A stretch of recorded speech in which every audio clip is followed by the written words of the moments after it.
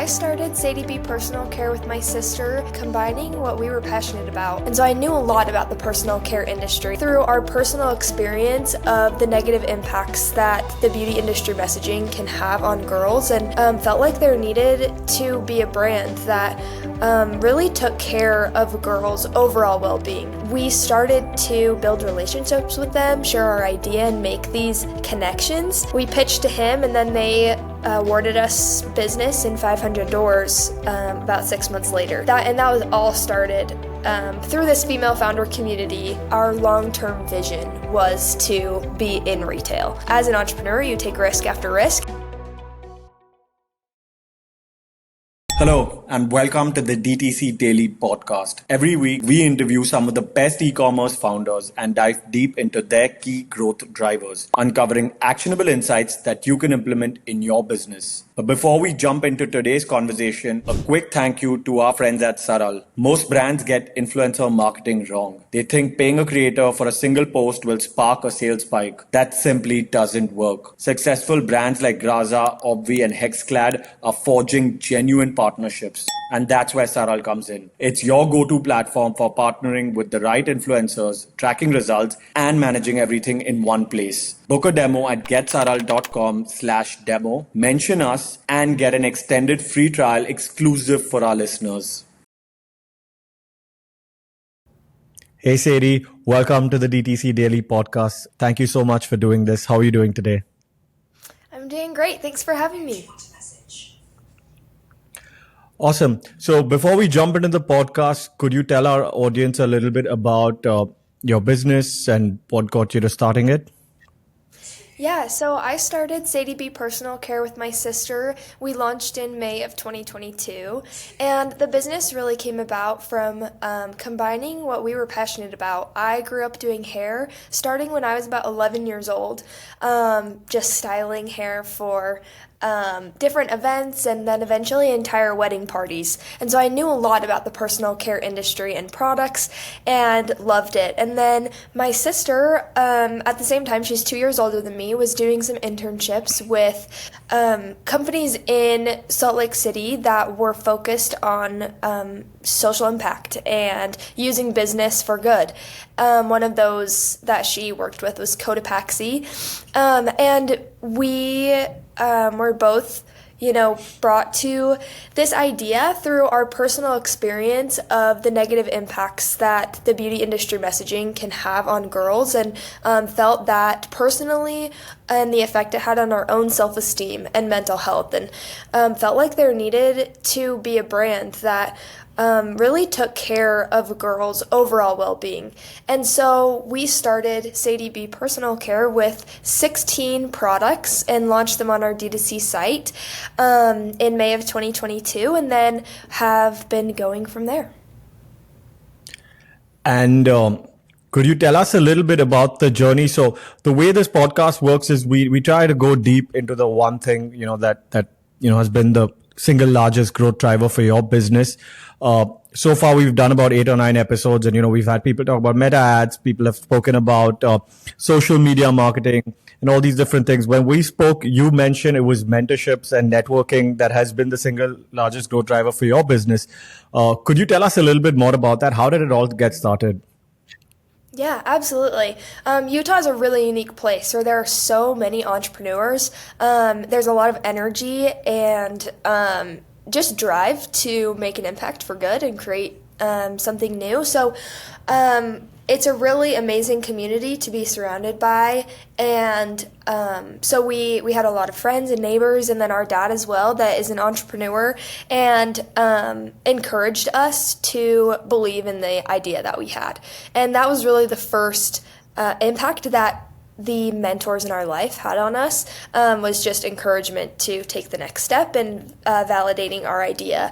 And then from there, the first thing that we did was build a board. And so we reached out to friends and neighbors and local business owners like Davis Smith, who started Cotopaxi, and Mackenzie Bauer, who started Thread Wallets. And we started to build relationships with them, share our idea, and make these connections.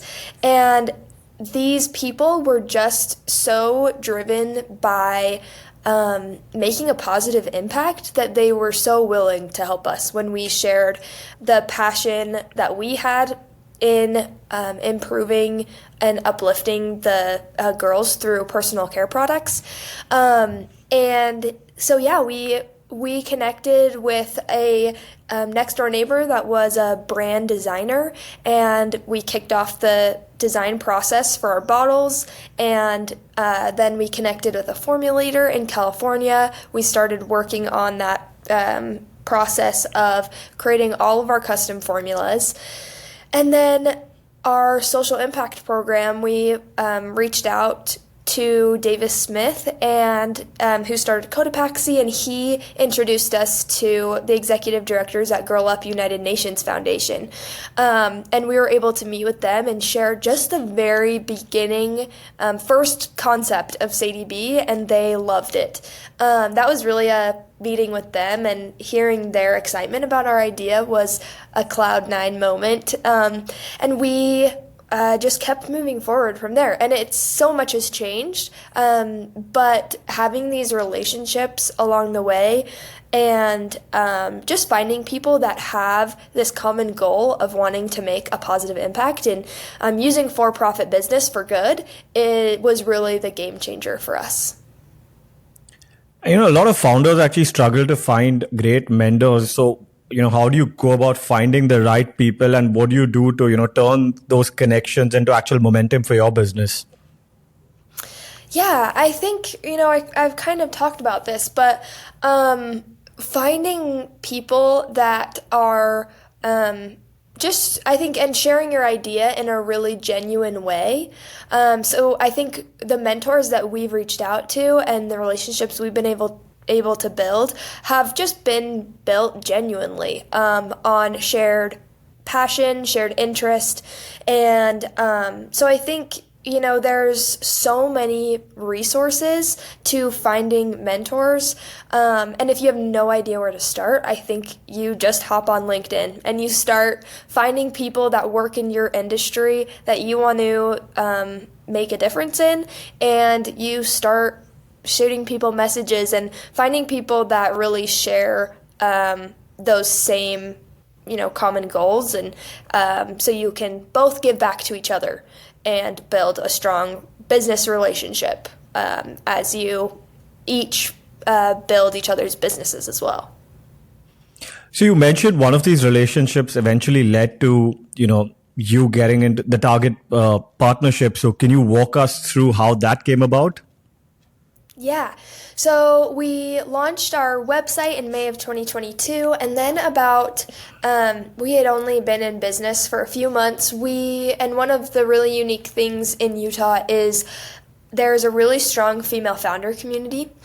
And so we are deeply involved in that, and we're going to one of the events where Cherie Hager, who started Salt Period Care, was speaking, and she runs an incredible reusable period care brand that has a social impact program. And so we've looked up to her brand in the way that it's structured, and wanted to build Sadie B after that. And so we connected with her after, and we told her, we'd love to send you some product, and she has 5 daughters, and so we sent her and her 5 daughters product to try, and she emailed us back and let us know that she loved the product and she wanted to introduce us to her Target broker team because they were amazing, and she thought that the product could be successful at Target. So we connected with her broker team, who I think that was another incredible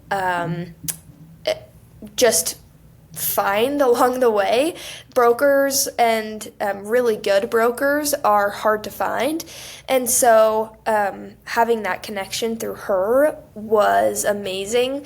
And we sent him our pitch deck, and he's like, okay, the buyer really isn't wanting to see new brands right now because they are cutting 20% of the SKUs this reset. They do a yearly line review and reset in the Target hair care section. And so he's like, but I'll send the buyer the deck and we'll see what he says.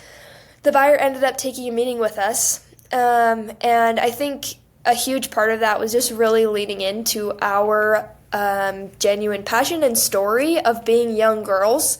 And he took a meeting with us, and we pitched to him, and then they awarded us business in 500 doors about 6 months later. So that was all started through this female founder community and this mentor that we found, relationship we built.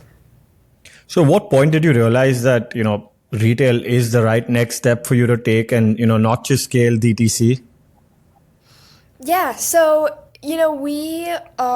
I'm 22, my sister's 24, and we are honestly flying by the seat of our pants. We do not know what we're doing. We're learning every day, but rely heavily on these mentors that we've surrounded ourselves with.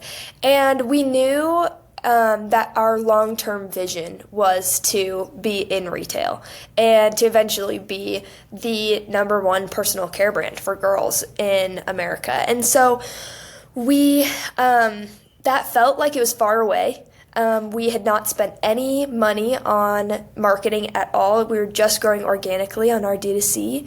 And the opportunity came, and when you get the opportunity to meet and pitch to a retailer like Target, you have to take that opportunity. And looking back, I wouldn't necessarily advise that every brand goes from, where we started at about 2,000 followers on social media and launch into Target at that stage. It comes with a lot of challenges, and but we realized that we just had to take the opportunity when it arose.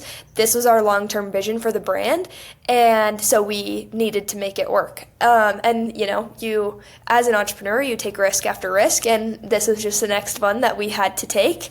And we've just kept moving forward through that, and we probably would look back and say, okay, maybe we should have pitched to Target a year or so later and had a larger social media following and higher revenue on D2C. But yeah, we had to take the opportunity when it arose. So as you mentioned, right, when you got into Target, you just had 2,000 followers on social media. Getting into Target is one thing, but staying there is another. How did you manage to, stay in Target and, get past that pilot, I'm guessing, of 500 stores?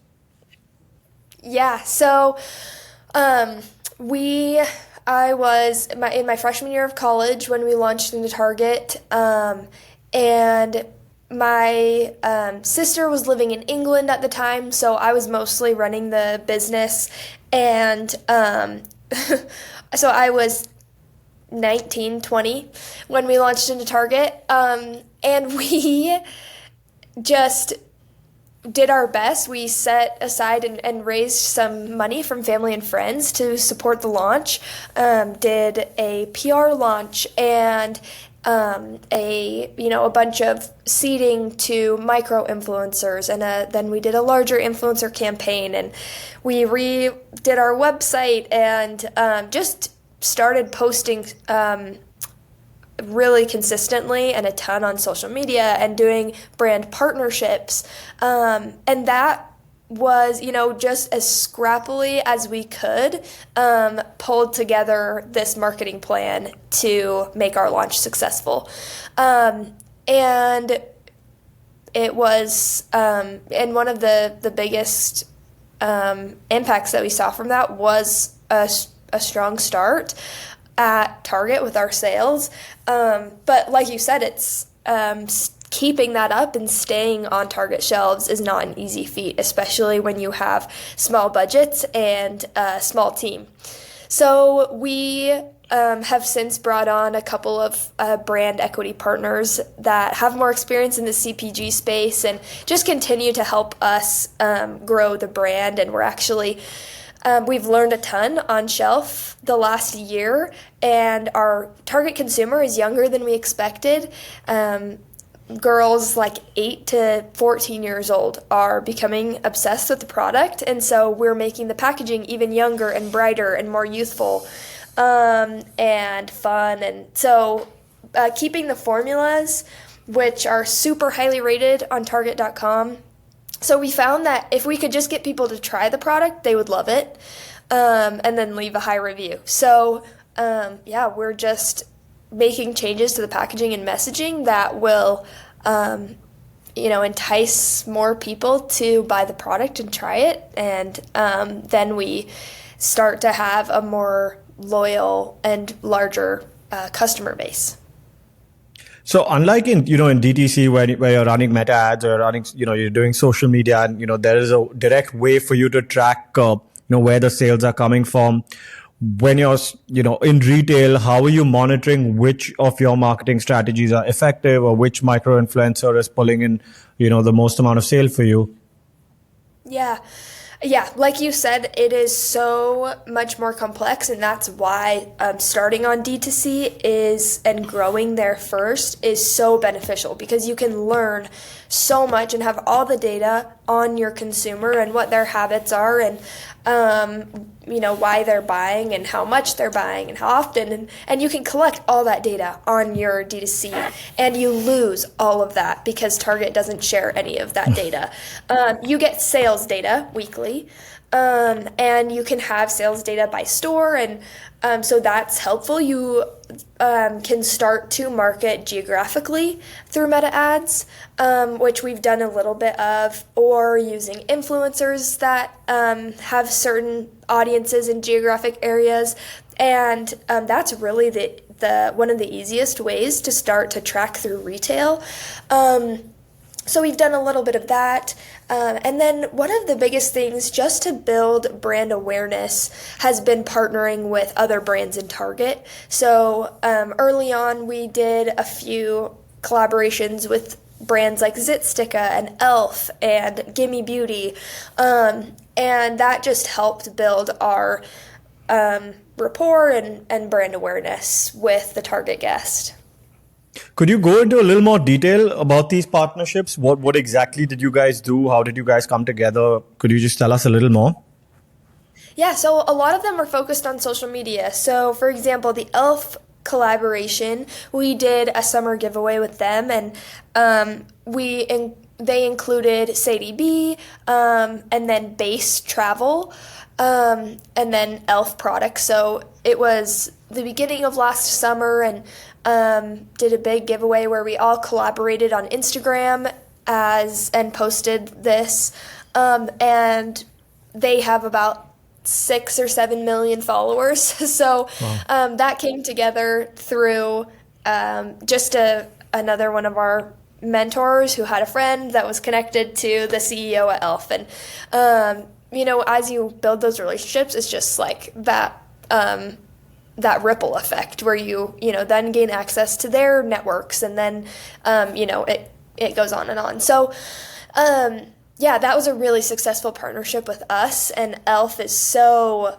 relevant right now, so popular, blowing up with their different products and trends on TikTok, and social media for the beauty industry is really the name of the game. So nailing that and growing an audience there is super important. So that's how we came together with the Elf partnership. And then Gimme Beauty is a hair accessories brand that's sold nationwide, and they're based in Utah. And so we connected with them at a female founder event, and super synergistic brand with hair accessories and then hair products, and so did a few giveaways with them. We have done we did a Christmas PR box with them that we sent to a bunch of influencers, and did that campaign. So it's all definitely social media focused, and then finding these brands that are synergistic and that you have connections with and can build those relationships with. So. And could you walk me through your social media strategy? What are you guys doing on your social channels? What are you guys doing on TikTok? And what are you doing to basically get traffic to Target? Yeah, I mean, to be completely honest, we haven't nailed it. We're definitely still working on growing our own organic social media, but our strategy is, sharing our genuine and girl-founded story. That is really a differentiator for us, and a huge part of the story and the brand that people are really excited by. And so we had a couple videos that we posted of the moment of us finding out that we got into Target that we posted during the launch, and those went viral. And so, yeah, we keep sharing those emotional and exciting moments as girl founders. And then we also share just the quality of the product at an accessible price point. It's really salon grade, like Sephora quality at a Target price point. I was obsessed with salon products, and so that's how I formulated them. And so the reviews kind of speak for themselves on Target.com. We have the highest rated shampoo on Target.com with over 100 reviews. So we just focus on the product quality and sharing those messages consistently over and over again in fun, creative ways that, aligns with trends but also aligns with the brand. And then seeding product to micro influencers, so you have that UGC flowing, and it feels like there's more buzz around the brand.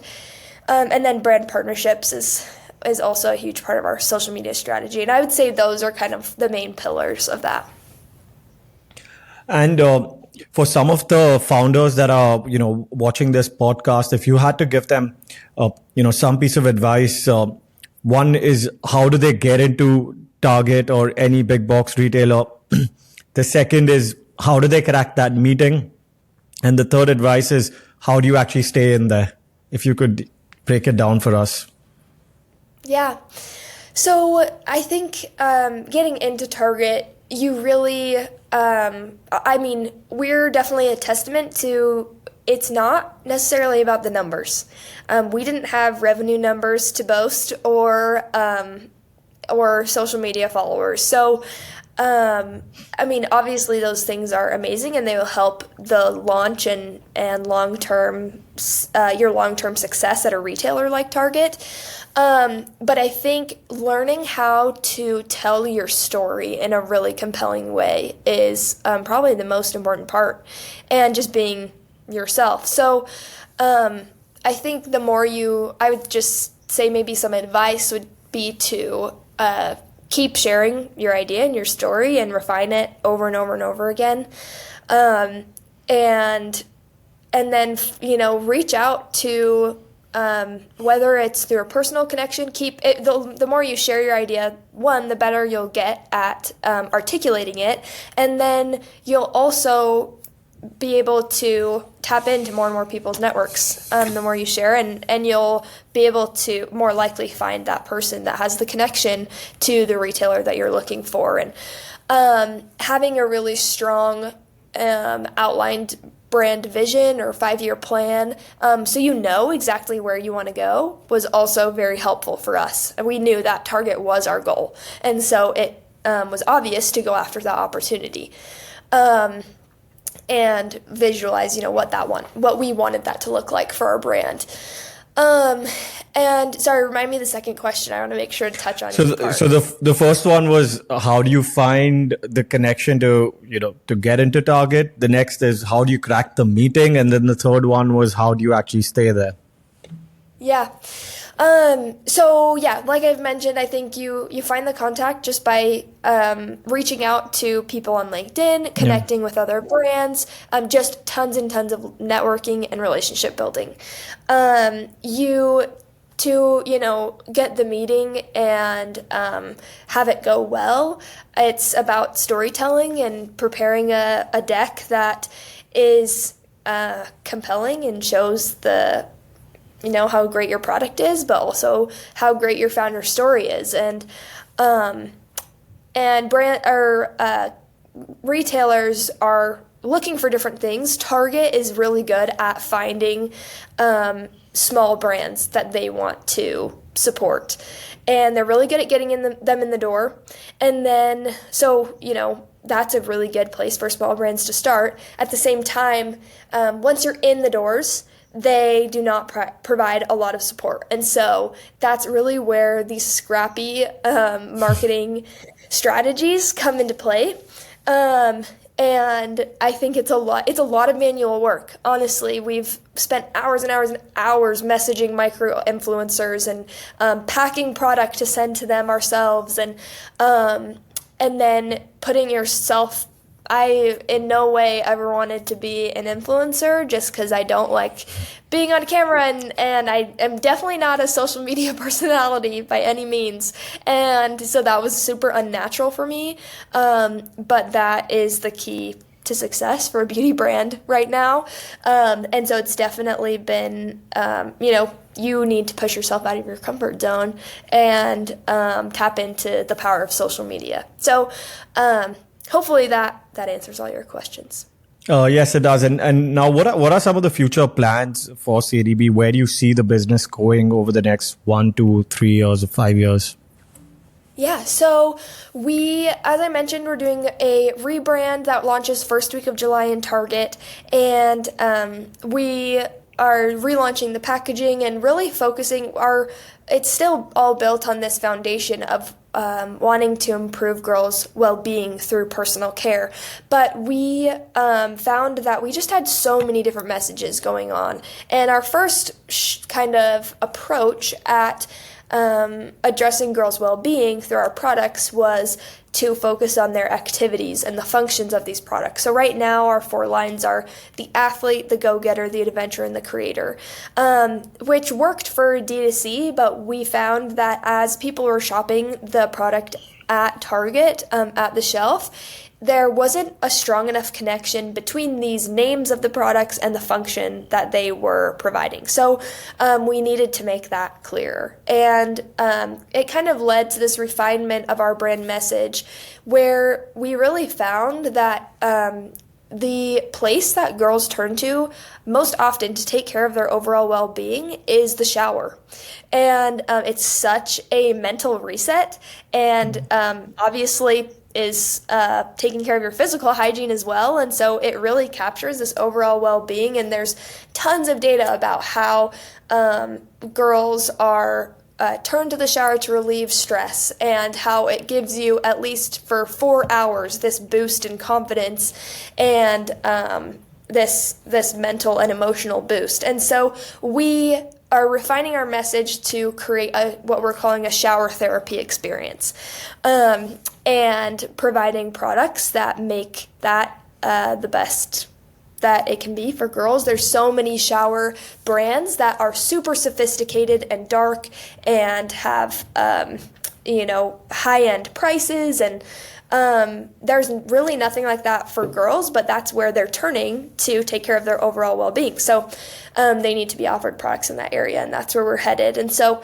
we're going to be launching that first week of July, and then expanding our product line to really encompass everything that you would need for an everything shower, from hair masks to shower oils to shampoo treatments and oils and everything in between. So yeah, definitely expanding our product line, starting end of this year, and then expanding in Target and other retailers nationwide, to just become the most accessible and relevant brand for girls that addresses their overall well-being. So yeah.